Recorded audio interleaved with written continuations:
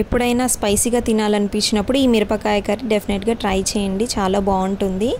దీనికి కావాల్సింది ఒక కడాయిలో ఆయిల్ వేసి పోపు దినుసులు వేసి మిర్చి వేసి బాగా కలుపుకోవాలి. తర్వాత వెల్లుల్లి జీలకర్ర కచ్చపచ్చగా దంచుకొని అది వేసుకొని బాగా కలుపుకోవాలండి.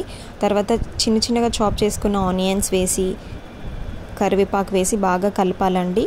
తర్వాత పసుపు కొద్దిగా సాల్ట్ వేసుకోవాలి బాగా ఉల్లిపాయలు మగ్గడానికి. తర్వాత ముందే మనం చిన్న చిన్న కట్ చేసుకున్న మిర్చి నువ్వుల పల్లీల పొడిని ఇంకా కొత్తిమీర పక్కనే పెట్టుకోవాలి. ఇప్పుడు ఆ కట్ చేసిన మిర్చిని వేసుకొని బాగా కలుపుకోవాలి. మూత పెట్టి మగ్గనివ్వాలి. ఇప్పుడు తర్వాత మధ్య మధ్యలో కలుపుతూ ఉండాలి. కొద్దిగా సాల్ట్ వేసి